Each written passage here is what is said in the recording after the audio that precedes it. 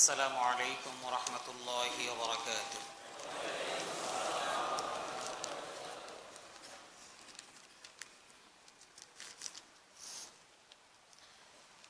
نحمده ونستعينه ونستغفره ونعوذ بالله من شرور أنفسنا ومن سيئات أعمالنا من يهده الله فلا مضل له ومن يضلل فلا هادي له ونشهد أن لا إله إلا الله وحده لا شريك له ونشهد أن سيدنا وسندنا وحبيبنا وطبيب أرواحنا محمدا عبده ورسوله الذي أرسله بالحق بشيرا ونذيرا وداعيا إلى الله بإذنه وسراجا منيرا. أما بعد فقد قال الله تبارك وتعالى في كلامه المجيد وفرقانه الحميد. أعوذ بالله من الشيطان الرجيم. بسم الله الرحمن الرحيم. الذين إن مكناهم في الأرض أقاموا الصلاة وآتوا الزكاة وأمروا بالمعروف ونهوا عن المنكر ولله عاقبة الأمور. وقال تعالى: إن الله وملائكته يصلون على النبي يا أيها الذين آمنوا صلوا عليه وسلموا تسليما. اللهم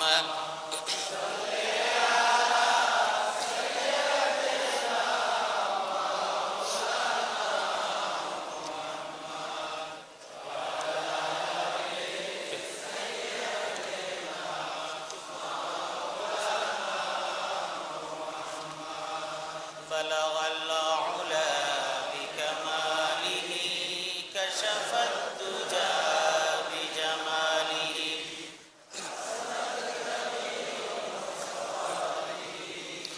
صلوا عليه وآله. الحمد لله আল্লাহ রাব্বুল আলামিনের মহান দরবারে অগণিত শুকরিয়া যে মহান রব্বুল আলামিন এই পবিত্র মাহে রমাদানের প্রথম 10 রমজান অতিবাহিত করার পর প্রথম দশকের পর দ্বিতীয় দশকের প্রথম জুমাবারি আমাদেরকে মেহেরবানি করে মসজিদে সমবেত হওয়ার সুযোগ এবং তৌফিক দান করেছেন। সেজন্য রব্বুল আলামিনের দরবারে প্রাণ খুলে শুকরিয়া আদায় করি, আলহামদুলিল্লাহ। আমরা রমজানের দ্বিতীয় জুমাবারে এখানে উপস্থিত আছি। আল্লাহ যদি আমাদের হায়াত রাখেন তাহলে আর দুটো জুমা ইনশাআল্লাহ আমরা মাহে রমাদানে পাব। তো এই জন্য আজকে যাকাত বিষয়ে কিছু আলোচনা করব ইনশাআল্লাহ, এবং এ বিষয়ে আরো বেশ কিছু কথা আগামী সপ্তাহে আলোচনা করব ইনশাআল্লাহ। যেহেতু দুই জুমা পাচ্ছি, সে কারণে মনে করলাম যে এই বিষয়টা একটু যতটুকু পারি আপনাদের কাছে ব্যক্ত করার ততটুকু ব্যক্ত করবো ইনশাআল্লাহ। রমজানের সাথে যাকাতের আসলে সম্পর্ক না। যাকাতের সম্পর্ক হলো একজন ব্যক্তি যেদিন থেকে সে মালের মালিক হচ্ছে সেই দিন থেকে পরবর্তী 1 বৎসর, জানুয়ারিতে ব্যবসা শুরু করলেন, পরবর্তী জানুয়ারি 1 বৎসর আপনার যাকাতের হিসাব কাউন্ট করতে হয়। কিন্তু আমাদের দেশের মানুষ সহ সারা বিশ্বব্যাপী মাহে রমাদানে যাকাতটা আদায় করে। এর অনেকগুলো কারণের একটি কারণ হচ্ছে যে এই মাসে যেহেতু দান এবং সদকার সওয়াব অন্যান্য মাসের তুলনায় একটু বেশি থাকে এবং এই মাসের সাথে মানুষের আনন্দ বেদনার বিষয়টি যুক্ত থাকে, সে কারণেই এই মাসে মানুষ অতিরিক্ত সওয়াবের আশায় এই মাসে যাকাতের হিসাব কাউন্ট করে এবং যাকাত আদায় করে থাকে। তো যাই হোক, যে কারণেই হোক, যাকাত বিষয় আমাদের জানা দরকার। যাকাতের শাব্দিক এর যে অর্থ, তার অর্থ হলো বৃদ্ধি পাওয়া অথবা বরকত লাভ করা। আর ইসলামী শরিয়ার পরিভাষায় নেসাব একটা পরিমাণ, সেটা আমি পরে বলবো। নেসাব পরিমাণ মালের মালিক যিনি হচ্ছেন, এই মালের মালিক তার মাল থেকে শতকরা 2.5 টাকা, শতকরা 2.5% হারে সত্য ত্যাগ করে, কোনো সত্য তার মধ্যে থাকবে না, একদম মালিক বানিয়ে দিতে হবে। 8 শ্রেণীর মানুষের কথা কোরআনে বর্ণনা করা হয়েছে, যাদেরকে এক কথায় আমরা বুঝি অসহায় দরিদ্র মানুষ। এই শ্রেণীর মানুষদেরকে সত্য ত্যাগ করে দান করে দেওয়াটা, এটাই হলো যাকাত। ফকিহদের অনেক বিস্তারিত ব্যাখ্যা বিবরণ আছে, সেগুলো আপনারা পরে জেনে নেবেন। ওগুলি যদি আমি এখানে বলতে যাই অনেক আরবি, সেটা আপনাদের বুঝার সমস্যা হবে। তার চেয়ে যেভাবে বুঝি এটাই সুন্দর। এটা হলো যাকাত। নেসাবটা কি? নেসাব পরিমাণ যে আমরা বলি, যে কি পরিমাণ যাকাত, কি পরিমাণ মালের মালিক হলে তাকে যাকাত আদায় করতে হয়।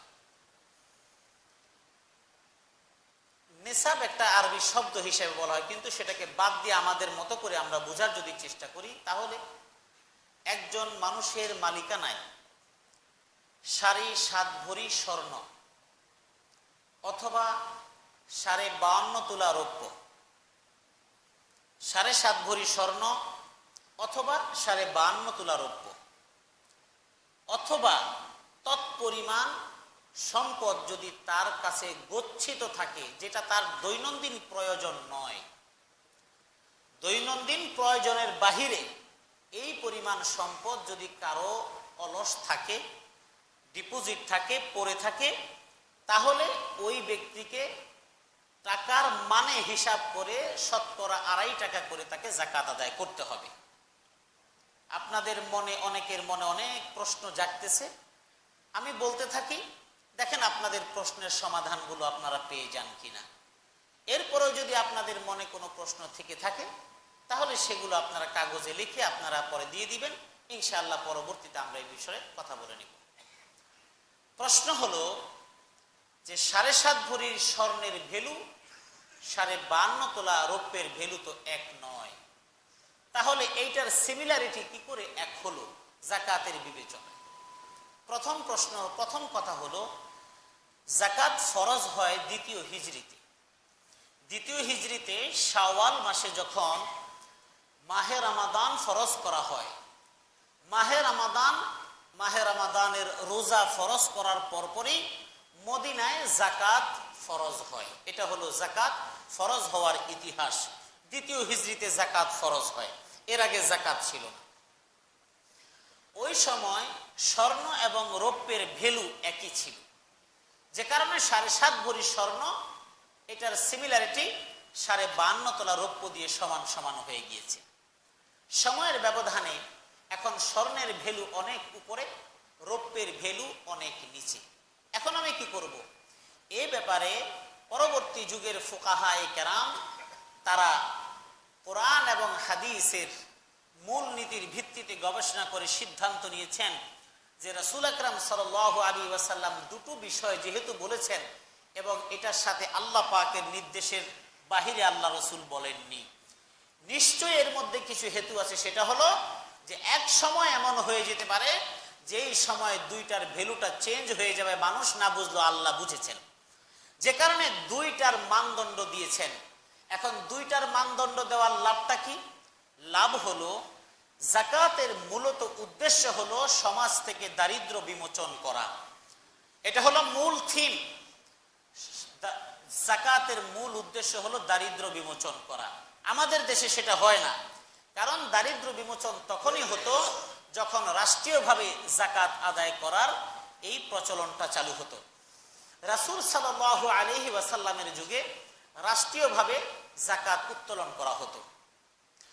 একটা হাদিসের মধ্যে এসছে মুআজ ইবনে জাবাল রাদিয়াল্লাহু তাআলা আনহুকে ইয়েমেনে পাঠালেন, তিনি গভর্নর হিসেবে, দূত হিসেবে পাঠালেন এবং তিনি তাকে পাঠিয়ে দিয়ে বললেন যে তুমি প্রথমে গিয়ে তাদেরকে দাওয়াত দিবে, ইসলামের পক্ষে দাওয়াত দিবে। এরপরে যদি তোমার দাওয়াতটা মেনে নেয়, বাআসা মুআজুন ইলাল ইয়ামান, রাসূল সাল্লাল্লাহু আলাইহি ওয়াসাল্লাম মুআজকে ইয়ামানের দিকে পাঠালেন এবং তারপরে বলে দিলেন যে তুমি মানুষদেরকে দাওয়াত দিবে ইসলামের, ফাইনহুম আতাউ লিযালিক, তোমার দ্বীনের কথাগুলো যারা মেনে যায়, মেনে যাওয়ার পরে তুমি প্রথমে বলবে তাদেরকে সালাতের কথা তুমি বলবে, কারণ বিধর্মীরা ছিল। ফাইনহুম আতাউ লিযালিক, যদি তোমার সালাত তারা মেনে যায়, শরীয়তের আহকামাত গুলো মেনে যায়, এর পরের স্টেজে তুমি গিয়ে বলবে যাকাতের কথা। আগেই যাকাতের কথা বলেন নেই, কারণ এই সমস্ত মানুষগুলো আগেই যাকাতের কথা বললে বিব্রত হয়ে যাবে, বিরূপ প্রতিক্রিয়া সৃষ্টি হবে। আল্লাহ রাসূল সাল্লাল্লাহু আলাইহি ওয়াসাল্লাম হিকমত বুঝিয়ে দিলেন, আগে দ্বীনটাকে বুঝাও, দ্বীনের কথাটা বুঝার পরে মেনে নেওয়ার প্রবণতা তাদের তৈরি হলে তারপরে যাকাতের কথা বলো। এরপরে আল্লাহ রাসূল একটা কথা বললেন, যাকাত তুমি যখন আদায় করবে, তুমি তাদের থেকে যাকাত আদায় করবে ইয়াকি ওয়া কারাইমি আমওয়ালিহিম, যাকাত আদায় করার ক্ষেত্রে তুমি তাদের মালের ভালো ভালো বেছে তুমি নিয়ে এসো না। তোমার পছন্দ হলো ভালো ভালো বকরিগুলো নিয়ে আসো, তা না, বরং সামষ্টিকভাবে তুমি যাকাত আদায় করবে। সেই সময় কিছু যাকাত উত্তোলনকারী ব্যক্তিরা যাকাত উঠাইল, উঠানোর পরে রাসূলের দরবারে এসে বলল, ইয়া রাসূলুল্লাহ, এটা হলো আপনার যাকাত, এটা হলো আমাদের হাদিয়া। এখন যেমন বিভিন্ন সরকারি লাইনে দেখেন না, লাইন নেওয়ার জন্য আপনি টাকা দিবেন অফিসকে, অফিস থেকে নির্বাচিত মিস্ত্রি আছে, ইঞ্জিনিয়ার আছে, লাইনম্যান আছে, তাদেরকে সরকার বেতন দেয় এবং তাদের কাজই হলো এই লাইন ঠিক করে, এটা তাদের বেতন। কিন্তু আপনার এই লাইনটা পাওয়ার পরে, দিতে আসার পরে আপনার তাকে কিছু অতিরিক্ত দিতে হবে, না দিলে আপনার লাইন লাগবে না। এবং এক সময় কাজের পরে মানুষ চাইতো, এখন আগে দেওয়ার পরে হিসাব নিকাশ মিলায় কোটা পূরণ হলো কি হলো না, যা দিলেন তাতে কি দ্রুত যাওয়া যাবে নাকি দেরি করে যেতে হবে। আপনি আগে দিবেন, দেওয়ার পরে অনেক দিন ঘুরলেন, ভাই আমার তো বিল পাস হয়ে গেছে, আমার লাইনটা এই হবে, অসুবিধা নেই, কারণ আপনাকে মুখ ফুটে বলা লাগবে না। এক স্বামী তার স্ত্রীকে খুব কিলাইতেছে, কিল তো বুঝেন, এটা হলো একেবারে অরিজিনাল বাঙালি কথা, মানুষ বলে আমরা বলে বাঙালি না, সেজন্য অরিজিনাল বাংলাটাই বললাম, কিলাইতেছে। তো কিলাইতে কিলাইতে চুলের মুঠি ধরে ঘুরায় ফেলায় দেয়, এরপরে দিছে কনুই, ক্লিয়ার হয় না, দিছে কনুই। কনুই দেওয়ার পরে স্ত্রী বলে যে তুই আমারে রাখবি না তো আমারে ছাইরা দিতে পারস না। তো স্বামী তখন বলছে, কে কিলার কনির বাউ দেখে কি বুঝোস না, রাহুল না সারো। আমাদের দেশের সরকারি কর্মকর্তারা তাদের অ্যাক্টিভিটিস দিয়ে আপনাকে বুঝায় দেয় কি করতে হবে, বুঝে যান।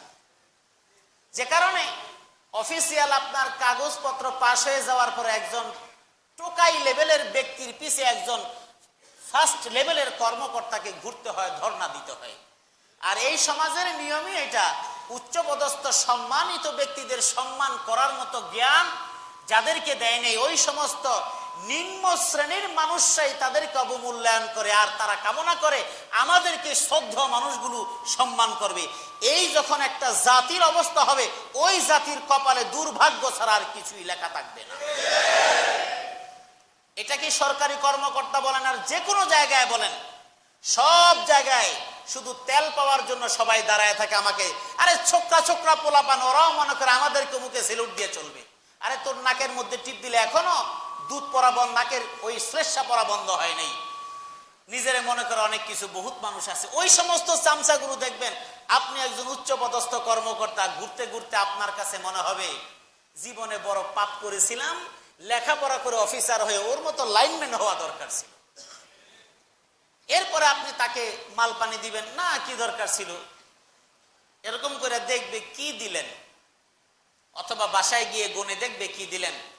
দেওয়ার পরে সে সিদ্ধান্ত নিবে আপনার লাইন, গ্যাসের লাইন হোক, কারেন্টের লাইন হোক, টেলিফোন লাইন হোক। টেলিফোন লাইন তো এখন তো মানুষ নেয়ও না মোবাইল হয়ে যাওয়ার কারণে। এক সময় টেলিফোন লাইন ছিল সোনার হরিণ।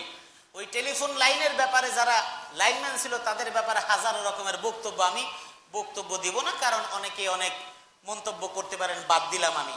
একদম ওভারঅল সমস্ত যারা বিভিন্ন কর্মকাণ্ডে রয়েছেন, আল্লাহ রসুলের যুগে কিছু ব্যক্তিরা পরিপূর্ণ ইমানের বলে বলিয়ান হন নাই, এমন ব্যক্তিরা এসে বলতে এটা হলো জাকাতের মাল আর এটা হলো আমাদের হাদিয়া। রাসূল সাল্লাল্লাহু আলাইহি ওয়াসাল্লাম এই কথা শোনার পরে ক্ষিপ্ত হয়ে গেলেন, রাগান্বিত হয়ে বললেন, তোমায় এই দায়িত্ব তুমি ছেড়ে দাও, দেখি তোমার বাড়িতে কে তোমাকে হাদিয়া পাঠিয়ে দেয়। তার মানে সরকার আপনাকে এই কাজের জন্য নিয়োগ করেছে, এজন্য বেতন দিচ্ছে, এটাই হলো আপনার বৈধ ইনকাম। এর বাহিরে যেটা, এটা আপনার বৈধ নয়, কারণ ওই চেয়ারে বসছেন বিধায় আপনি পাচ্ছেন, আলাদা করার এটাও সরকারের সম্পত্তি। এজন্য এখন লাইনম্যান বলেন, সরকারি কর্মকর্তা বলেন, তারা আপনার যতই পাশ হোক, যতই যাই হোক, তাদেরকে সেলামি না দিয়ে আপনি কোনো কাজ আদায় করতে পারেন না। তো ইসলামী শরিয়া বুঝিয়ে দিয়েছে না, এরকম কোনো সুযোগ নাই। যাই হোক, এখন রাষ্ট্রের দায়িত্ব ছিল লাইনম্যান রাষ্ট্রের ফোর্সে আপনার বাড়ির লাইনটা ঠিক করে দিয়ে যাবে। আবার বকশিস কিসের? এখন আর বকশিস, এখন তো বকশিস কাজ করলেও বকশিস, না করলেও বকশিস। আপনি একটা লেবারে বলছেন, এই আমার এই বস্তাটা তুমি 5 তলায় উঠাই দিবা, কত নিবা? 50 টাকা। ডিসমিস, আপনার সাথে ঠিক হয়ে গেল। 5 তলা উঠানোর পর আপনি 50 টাকা দিলেন, ওটা নিয়ে বলে যে বকশিস দিবেন না। এটা আবার কি? এটা আবার কোন বকশিস? বকশিস কাকে বলে? খুশি মনে একজন মানুষকে সম্মান দেয়, এটাই তো বকশিস। এখন আপনার সাথে কমপ্লিট করে আসলো, 5 তলা পর্যন্ত উঠাই দিবে, 50 টাকা সে নেবে, নেওয়ার পর কিছু বকশিস দিবেন না। এইরকম বিভিন্ন জায়গায় বিভিন্ন টাউট লেভেলের কিছু রিক্সাওয়ালাও আছে, ভাড়া আপনার থেকে কই নিবে, তারপরে যাওয়ার পর বলবেন চা খাইতে 5 টাকা দেন না। চিন্তা করে চাইলেই যদি পাওয়া যায়, সমস্যাটা কি? এটা হলো আমাদের সমাজের বাস্তব চিত্র। যাকাতের ক্ষেত্রে রাসূল আকরাম সাল্লাল্লাহু আলাইহি সাল্লাম বলে দিলেন, সে বাড়িতে গিয়ে বসে থাক, দেখে তাকে কে হাদিয়া পাঠায়। তার মানে হলো যাকাতের ব্যাপারে রাসূল আকরাম সাল্লাল্লাহু আলাইহি সাল্লাম অত্যন্ত সতর্কতার সাথে যাকাত উত্তোলন করার নির্দেশনা দিয়েছেন। রাসূল সাল্লাল্লাহু আলাইহি ওয়াসাল্লামের ইন্তেকালের পরে,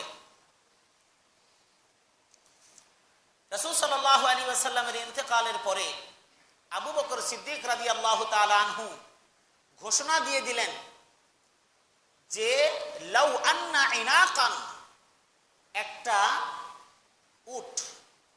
একটা উট অথবা উটের একটা রশি যাকাতের জন্য যদি কেউ অস্বীকার করে, তাহলে আমি তার সাথে যুদ্ধ ঘোষণা করব। কারণ হলো যাকাত তেমনই একটি ফরজ বিধান, সালাত যেমনি ফরজ বিধান। কোরআনে কারীমের মধ্যে নামাজের কথা 82 বার 86 বার বিভিন্ন বর্ণনা বলেন, 82 বার ধরেন, 82 বার নামাজের কথা বলা আছে। এটাও ঠিক, যত জায়গায় নামাজের কথা, ঠিক নামাজের পরেই যাকাতের কথা বলা আছে। আকিমুস সালাহ ওয়া আতুজ যাকাহ, আকামুস সালাহ ওয়া আতাউজ যাকাহ। আল্লাযীনা ইম্মাক্কান্নাহুম ফিল আরদ আকামুস সালাহ ওয়া আতাউয যাকাত। আপনি যত জায়গায় সালাতের ব্যাপারে নির্দেশনা দেওয়া হয়েছে সাথে সাথে যাকাতের কথাও বলে দেওয়া হয়েছে। তার মানে হলো একজন মুমিন সে যখন প্রাপ্ত বয়স্ক হয় তার উপরে যেমন সালাত ফরজ, ঠিক একজন ব্যক্তি যখন মালের মালিক হয় তার জন্য যাকাত দেওয়া ঠিক তেমনি ফরজ। এতটা গুরুত্ব কোরআনে কারীমের মধ্যে আল্লাহ রাব্বুল আলামিন যাকাতের ব্যাপারে প্রদান করেছেন। এই যাকাত এখন ওই রৌপ্য এবং স্বর্ণ এই জায়গার মধ্যে ফকিরা যেই সিদ্ধান্ত এবং যেই ফতোয়া দিয়েছেন সেটা হলো এই, বিমা হুয়া আনফাউ লিল ফুকারা, মূল্য নির্ধারণের ক্ষেত্রে তুমি কোনটা ধরবে।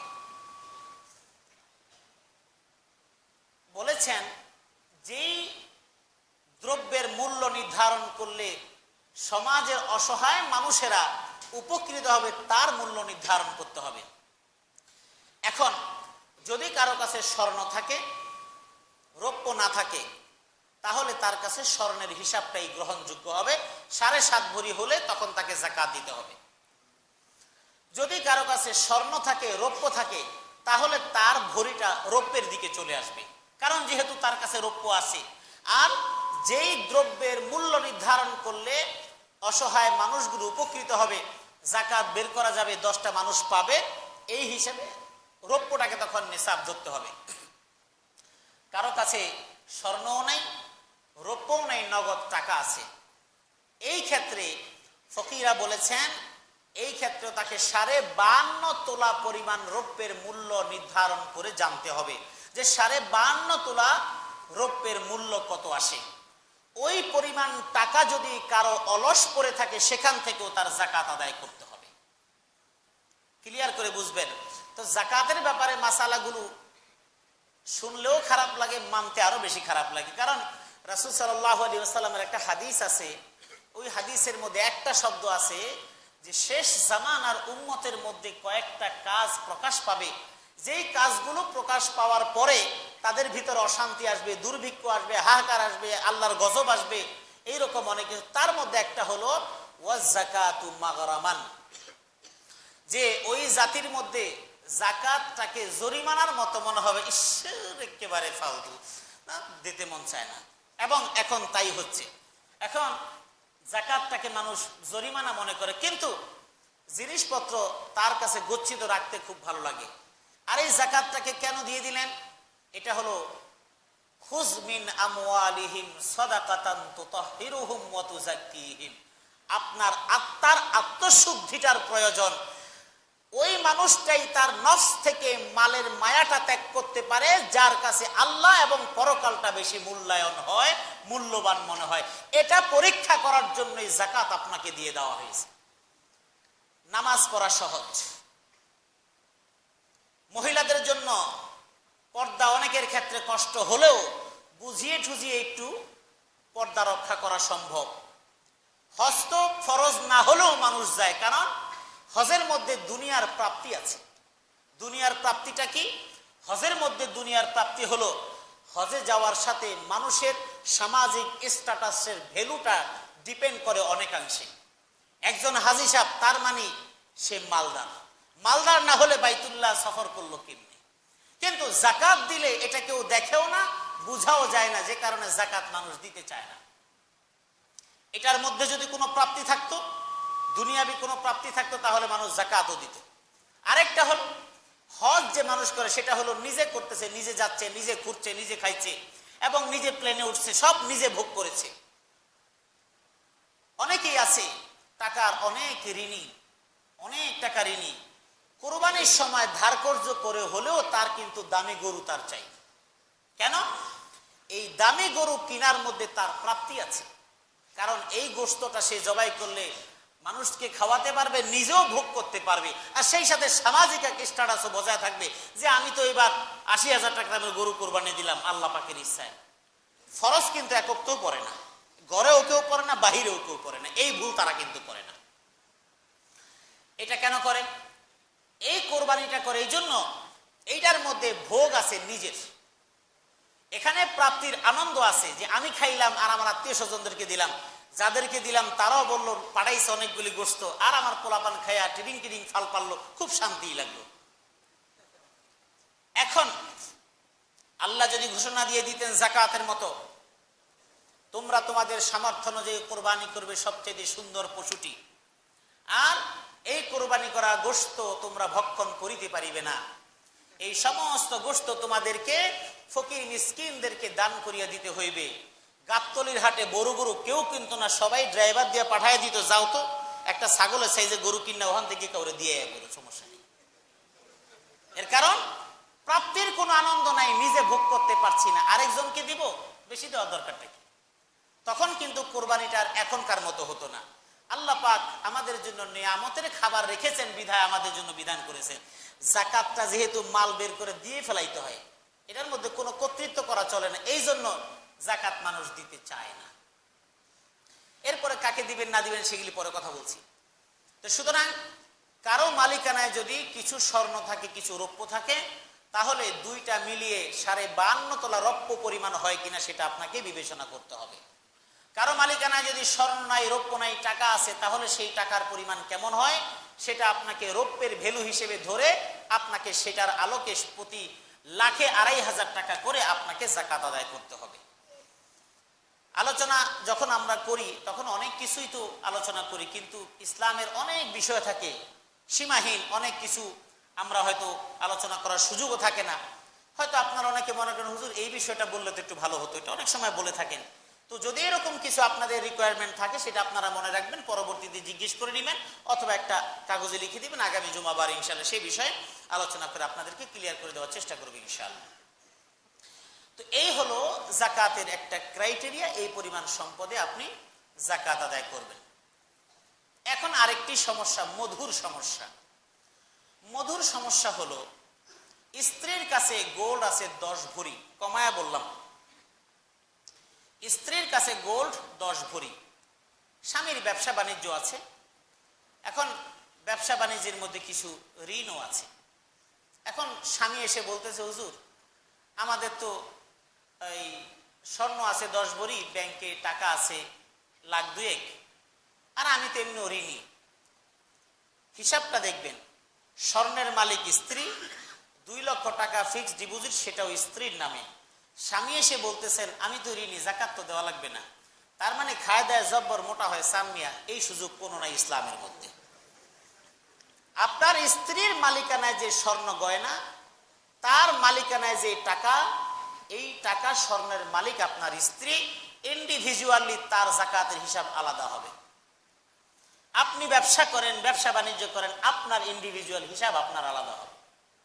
কারণ ইবাদতের ক্ষেত্রে খেতে বসলে আপনি একসাথে খেতে পারেন, ইবাদতের ক্ষেত্রে এই কাজ হবে না যে আমি 2 রাকাত পড়লাম তুমি বাকি 2 রাকাত পড়ে দিও, যে আমার শরীরটা বেশি ভালো না 4 রাকাত নামাজ আমি 2 রাকাত পড়লাম বাকি 2 রাকাত তুমি পড়ে নিও, এইভাবে সুযোগ নেই। ইবাদত যার যারটা তার, লাহা মা কাসাবাত ওয়ালাকুম মা কাসাবতুম।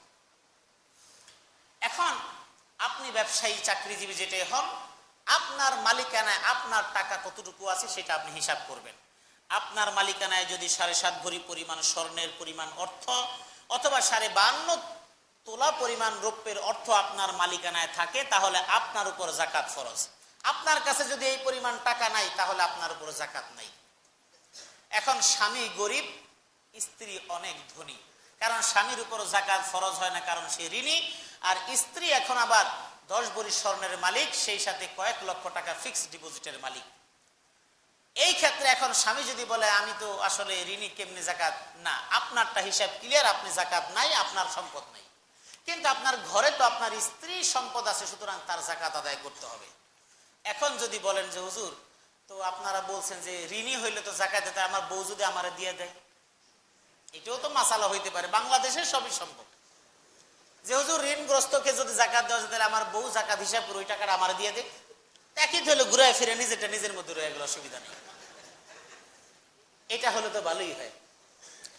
স্ত্রীর যে সম্পদের মালিক, স্ত্রীকে স্ত্রীর যাকাত আদায় করতে হবে। প্রশ্ন হলো স্ত্রী তো হাউস ওয়াইফ, তার তো কোনো ইনকাম নাই, সোর্স অফ ইনকাম নাই। ইনকাম থাকুক বা না থাকুক সেটা দেখার বিষয় না। ইনকাম নাই, কিন্তু আপনার তো লক্ষ লক্ষ টাকার সম্পদ আপনি আটকে রেখেছেন। ইসলামী শরিয়া বলে এগুলিকে রুল হবে মার্কেটে, মার্কেটে যত রুল হবে তত মার্কেটে মানুষের কাছে টাকা আসবে বিভিন্নভাবে। এখন মানুষের কাছে বিভিন্ন সময় টাকা নেই, কারণ কি? এখন সবকিছু স্থবির হয়ে আছে। যার পকেটে অনেক টাকা সে মনে করে দেখি কি হয়, দেখি কি হয়, আন্দাজে টাকা ইনভেস্ট করার দরকার নেই, পরে দেখি। টাকাগুলো যার যার কাছে কিছু সংখ্যক, বাংলাদেশের কিছু সংখ্যক মানুষের কাছে টাকা প্রচুর পরিমাণে আছে, তারা ছাড়ছে না, যে কারণে আপনার মতো আমার মতো কাঙ্গালিগুলো না খায় মরতেছে। অনেকে বলবে না খায় তো মরেন না, ভালোই তো খাচ্ছি, কিন্তু হিসাবে যেভাবে একটু কসকস করা দরকার ওইভাবে করতেছে না কারো পকেটের মধ্যে। কারণ সার্বিক অর্থনৈতিক অবস্থা, আপনার বিনিয়োগ থাকতে হবে। আপনার অর্থনৈতিক চাঙ্গা ভাব হওয়ার জন্য মানুষের সব কিছুর মধ্যে ইনভেস্টমেন্ট থাকতে হবে। এখন ইনভেস্টমেন্ট নেই, ব্যাংকের তারল্য একেবারে আকাশ ছুঁইছি, একেবারে উঠে ব্যাংকের রিজার্ভ অনেক বেড়ে যাচ্ছে। কারণ কে নিবে কাকে দিবে সুযোগ লোক খুঁজে পাওয়া যাচ্ছে না। কারণ বিল্ডিং বানালে কেনার গ্রাহক নাই, কারণ ওইটা দেয় না সেটা দেয় না, বিভিন্ন কারণে। ইসলামী শরিয়া বলে না আপনি এরকম এক জায়গায় আটকে রাখবেন না, আপনি মার্কেটে ছেড়ে দিবেন, টাকাটা রোলিং হতে থাকবে, সবাই এর সুবিধা ভোগ করবে।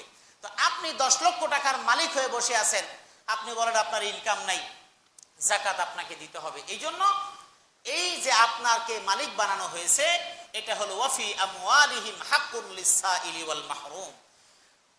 সাইল অভাবী যারা আছে তাদের জন্য আপনার এই মালের মধ্যে হক রয়েছে, তাদেরকে দিতে হবে। এখন এই স্ত্রী যদি ইনকাম না থাকে তাহলে এই যাকাতটা স্বামীর পক্ষ থেকে হলো আদায় করে দিতে হবে। স্ত্রীর কিছুই নাই, স্বামীরও কিছুই নাই, প্রয়োজনে ওই গচ্ছিত সম্পদ থেকে কিছু বিক্রি করে হলেও তাকে যাকাত আদায় করে দিতে হবে। ব্যাংকে 2 লক্ষ টাকা আছে, আপনি টোটাল মালের যাকাতের ভ্যালু হিসাব করে ব্যাংক থেকে ওই পরিমাণ টাকা তুলে আপনি যাকাত আদায় করে দিতে হবে, এটাই হলো ফরজ। যদি না দেন সেটার পরিণতি কি সেটা পরে বলবো। এখন স্বামীরা আমার সামনে বসে আছেন, অনেক যুবক ভাই বলবো হুজুর আমি তো বিয়েই করিনি, স্বামী হইলাম কবে? না, স্বামী যদি নাও হন, আপনার মনের ভিতরে তো স্বামিত্ব লুকায়িত আছে, এক সময় আপনি বীর বাহাদুর স্বামী হয়েই যাবেন। এখন স্বামীরা চিন্তা করতে পারেন হুজুর স্বর্ণ কিনে দিলাম বউরে, এই জায়গায় আমার কতটি টাকা চলে গেল, কষ্ট তো বুঝবেন না, কলিজাটারে আঙ্গার করে ফেলাইছি, কিচ্ছু কইতে পারিনি, কিনা দিছি। এখন কিনা দিয়া এখন আবার জরিমানাও আমার দিতে হবে। হ্যাঁ, স্ত্রী যেহেতু দিতে পারছে না এবং দিচ্ছে না, সে কারণে আপনাকে অন্ততপক্ষে তার পক্ষ থেকে আদায় করে দিতে হবে। যদি আদায় না করেন তাহলে আপনার স্ত্রী শাস্তি ভোগ করবে। এখন আপনি যদি চিন্তা করেন যে আল্লাহ হুজুর একটা ভালো কথা কইছেন, সেটা হলো কি দুনিয়াতে তো আল্লাহকে পারি না, এই জন্য যদি আখেরা যদি একটু গুতানি খায় তাও মন্দ হয় না, যাহ দিন না, এইটা যদি হিসাব করেন তাইলে তো আবার আরেক রকম হয়ে যাবে।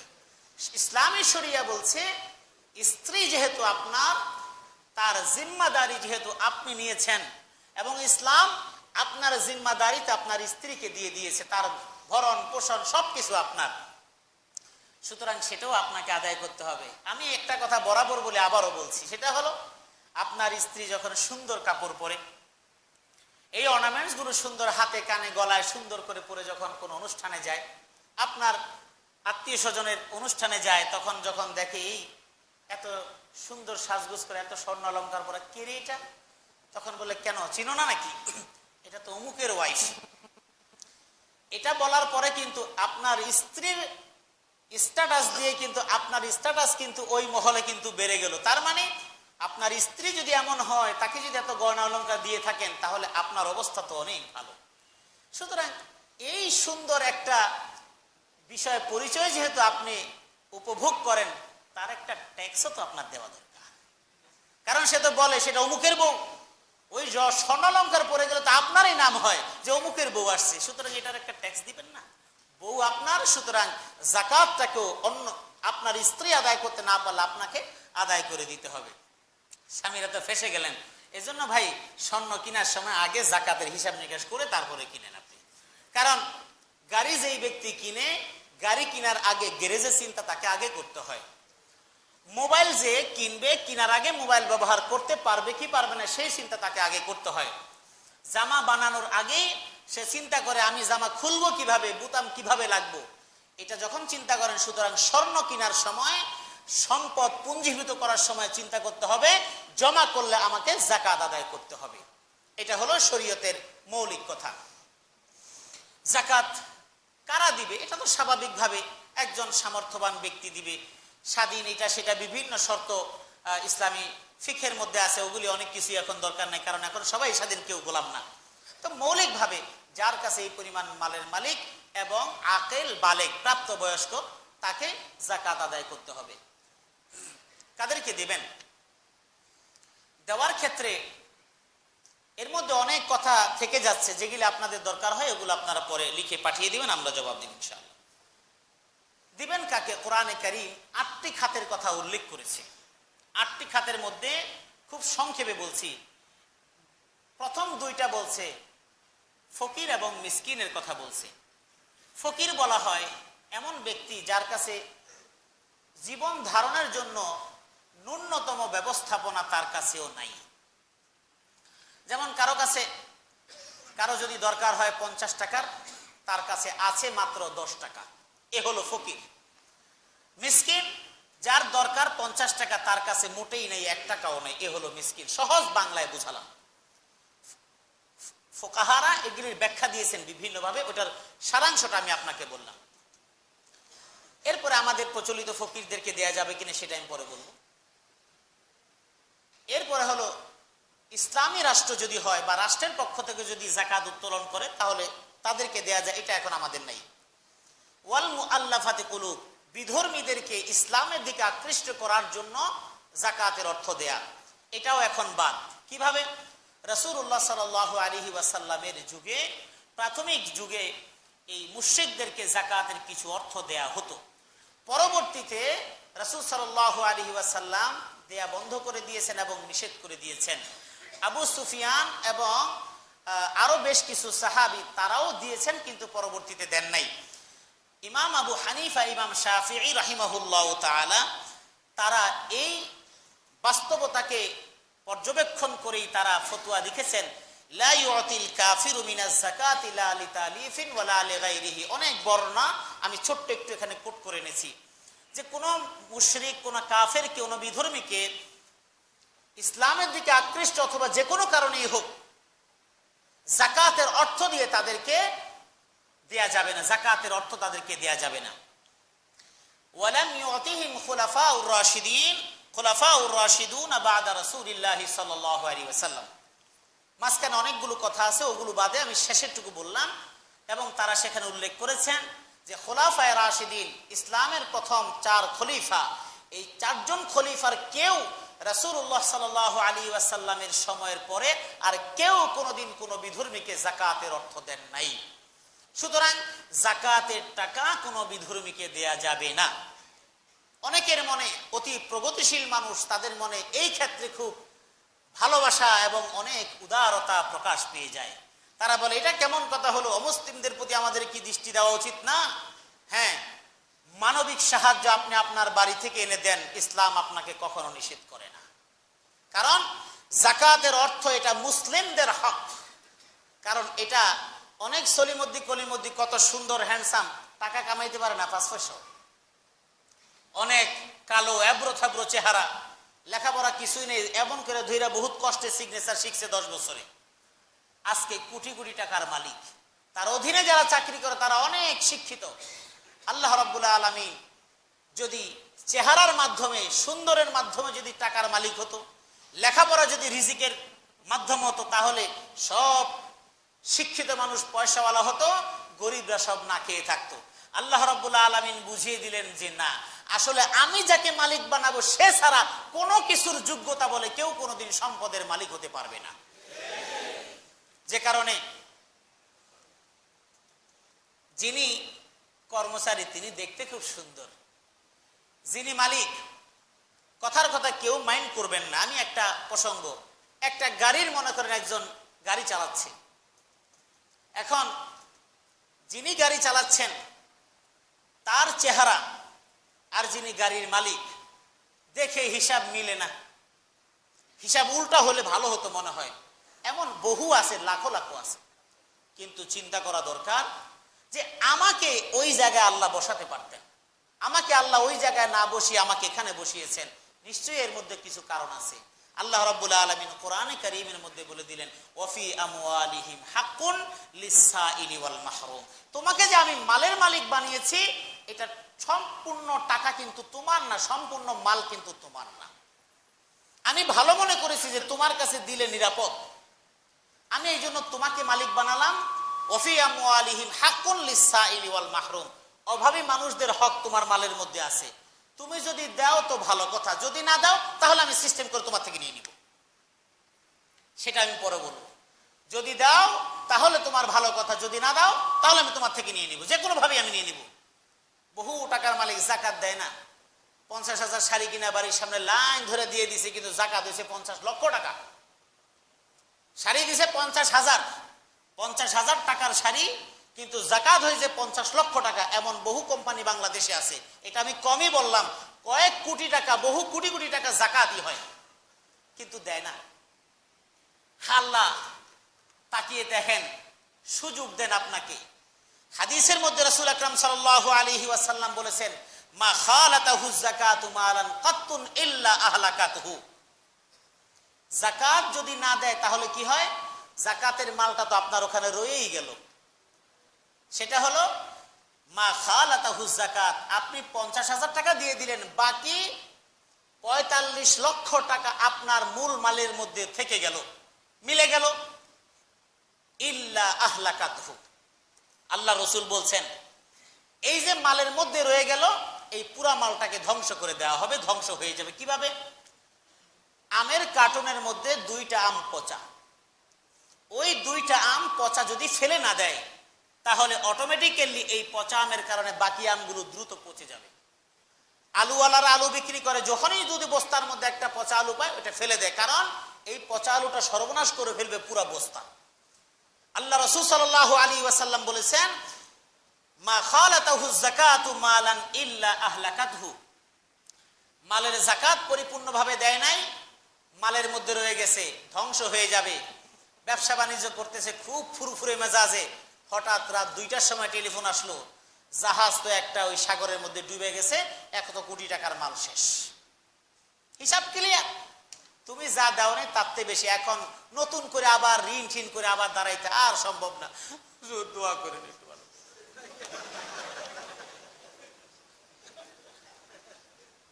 হঠাৎ ফোন আসলো, ফ্যাক্টরিতে আগুন লেগে সব তছনছ হয়ে গেছে। একই কাহিনী, যাকাত আপনি আদায় করলেন না, এক সময় দেখা গেল আপনার বাংলাদেশের কোনো চিকিৎসা আপনার কুলায় না, এয়ার অ্যাম্বুলেন্স ভাড়া করতে হয়। আল্লাহ নেওয়ার তো একটা সিস্টেম লাগবে তো, কারণ এখানে যদি আপনার চিকিৎসা, ওই টাকাগুলি কোথায় খরচ করবে? এখানে তো অল্পতে পার পেয়ে যাবেন, এই জন্য এয়ার অ্যাম্বুলেন্স ছাড়া আপনি যেতেও পারবেন না। ওই টাকাটা এয়ার অ্যাম্বুলেন্সে দিবেন, গরিবরে দিবেন না। আল্লাহ যেভাবে নেওয়া দরকার সেভাবে নেবে, আপনি টেরও পাবেন না যে কেমনে আপনার সম্পদ শেষ হয়ে যেতে পারে। রাসূলুল্লাহ সাল্লাল্লাহু আলাইহি ওয়াসাল্লামের হাদিস কখনো মিথ্যা হতে পারে না। রাসূল আকরাম সাল্লাল্লাহু আলাইহি ওয়াসাল্লাম সেজন্য বলেছেন, এই যাকাত দিতে হবে ফকির মিসকিন, যারা যাকাত উত্তোলন করে তাদেরকে, যারা ঋণগ্রস্ত আছে তাদেরকে। এখন ঋণগ্রস্ত কারা?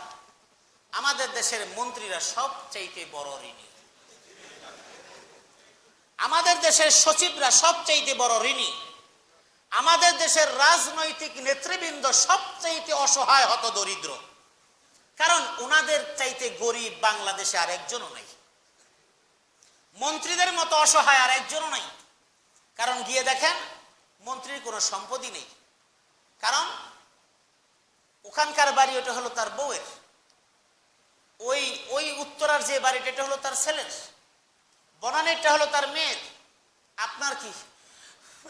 না আমার নাই, কিচ্ছু নেই, শেষ কিচ্ছু নেই। দুদক ধরবে কোথা থেকে?